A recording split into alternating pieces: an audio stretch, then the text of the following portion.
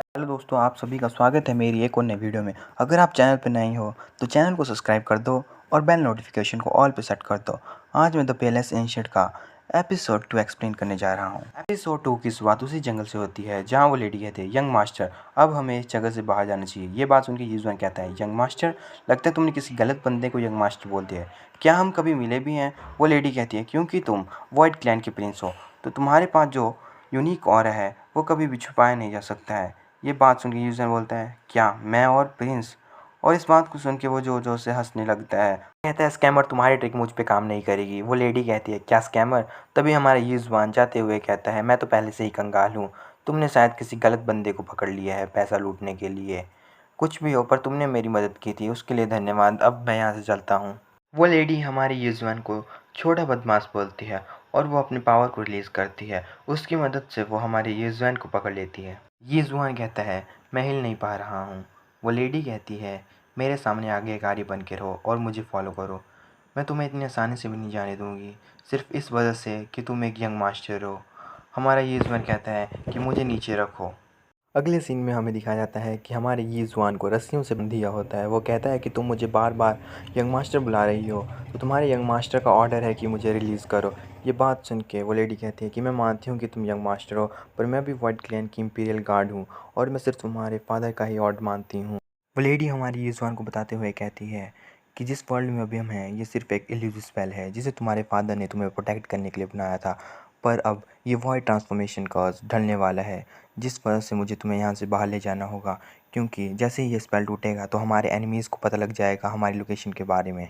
हमारा यूजन कहता है, क्या मेरे पेरेंट्स अभी भी ज़िंदा है? वो लेडी कहती है कि वो बहुत ज़्यादा ही इंजर्ड है। उन्हें 4 क्लैन मास्टर के द्वारा घेर लिया गया था। उन क्लैन्स के नाम है shadow, war, blood and death, और तुम्हें वो यहाँ रखने के बाद गायब हो गए थे। हमारा यूज़मैन कहता है, ठीक है, मैं तुम्हारे साथ चलने के लिए तैयार हूँ, पर मेरी एक कंडीशन है। वो लेडी कहती है, कौन सी कंडीशन है? वो कहता है, मैं अपने डुआन विलेज वापस जाना चाहता हूँ।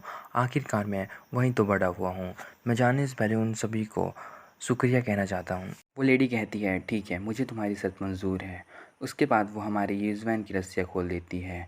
वो उसे कहती है कि तुम्हें जल्दी वापस आना होगा, क्योंकि जब मैं इस वर्ल्ड में आ रही थी तो इस वर्ल्ड का ऑरा लीक हो रहा था, जिस वजह से हमारे दुश्मन हमें जल्दी ही ढूंढ लेंगे।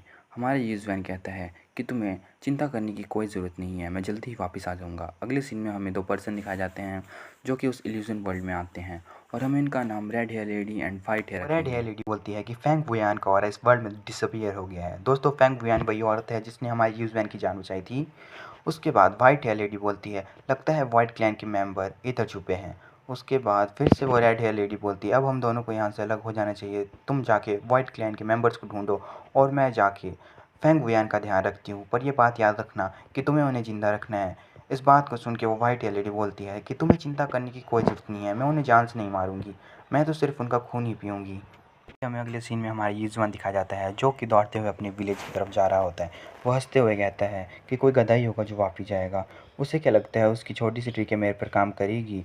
मैं तो अपने घर जाके कहीं छुप जाऊंगा, फिर देखते हैं वो मुझे कहाँ ढूंढेगी।